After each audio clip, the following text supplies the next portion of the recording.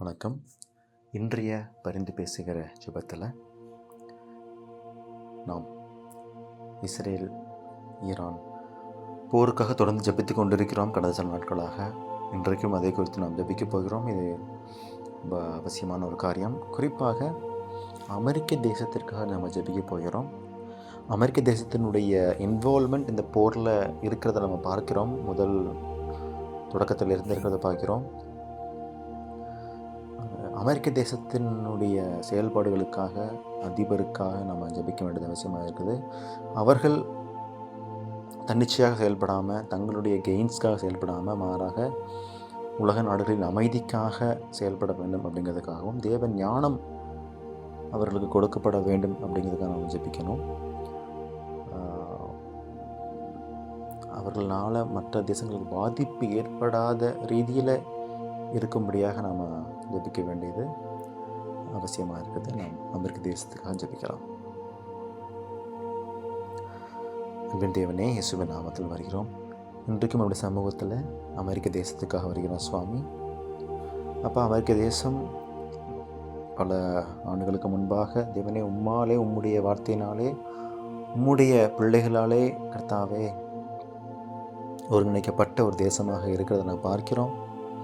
உங்களுடைய வார்த்தையின் அடிப்படையில் அவங்களுடைய கான்ஸ்டியூஷன்ஸ் கட்டமைக்கப்பட்டிருக்கிறத நான் பார்க்கிறோம் சுவாமி. இப்பொழுதும் அமெரிக்க தேசத்தை உங்களுடைய கருத்தில் ஒப்புக் கொடுக்குறோம். தேவனே, அவர்கள் மற்ற தேசங்களுக்கு அச்சுறுத்தலாக, இடையூறாக இல்லாதபடிக்கு அப்பா, மற்ற தேசங்களின் வளர்ச்சிக்கு ஒரு உதவுகிற ரீதியிலே செயல்பட உதவி செய்யுங்க சுவாமி. தேவனே, அவங்களுடைய ரெஸ்பான்சிபிளான ஒரு பொசிஷனில் இருக்கிறாங்க கர்த்தாவே இந்த கண்ட்ரி. அதை கர்த்தாவே அவங்க ஒழுங்குகரமாக செய்ய, தன்னிச்சையாக செயல்படாதபடிக்கு, தங்களுடைய கெயின்ஸ் மாத்திரம் பார்க்காம தேவனே உலக நாடுகளோடு இணக்கமாக செயல்பட கர்த்தாவே நீங்கள் உதவி செய்யுங்க. விசேஷமாக தேவனுடைய ஞானம்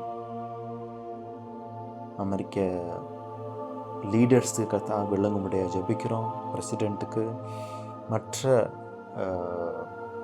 மினிஸ்டர்ஸ்க்கு கூட கர்த்தாவே இருக்கும்படியாக நாங்கள் ஜெபிக்கிறோம். அப்பா, அவர்களை கொண்டு அநேக தேசங்களை, அநேக மக்களை நீங்கள் கர்த்தாவே வாழ்வுக்குள்ளாக நடத்தும்படியாக ஜெபிக்கிறோம். அழிவுக்குள்ளாக அல்ல, மாறாக கர்த்தாவே அநேகரை வாழ வைக்கக்கூடிய ஒரு ரீதியில் அவங்களை எடுத்து பயன்படுத்துங்க சுவாமி. அப்பா, நாங்கள் பார்க்கிறோமே கர்த்தாவே, பல இடங்களில் முன்மாதிரி தேசமாக இருந்திருக்குது அமெரிக்கா. கர்த்தாவே, மனித உரிமைகள், சிவில் ரைட்ஸ், பல காரியங்களில் கர்த்தாவே முன்மாதிரி தேசமாக இருந்திருக்கிறத பார்க்குறோம்.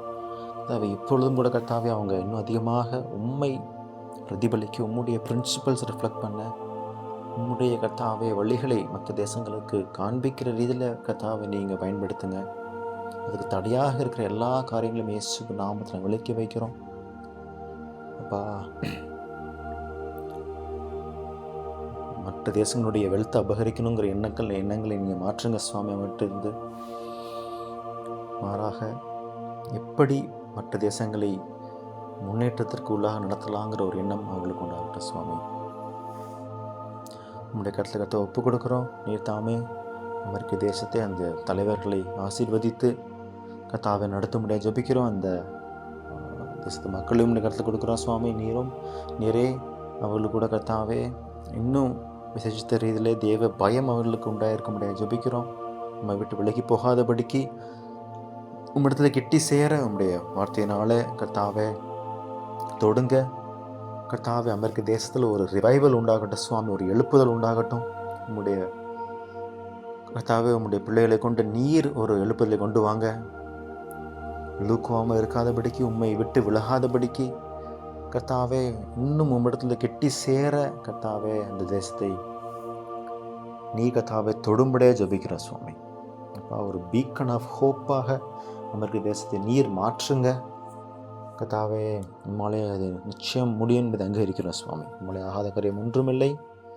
எப்படியே செய்கிறீர், அதற்காக உமக்கு ஸ்தோத்திரம். இயேசுவின் நாமத்தில் ஜெபிக்கிறோம் பிதாவே. ஆமென்.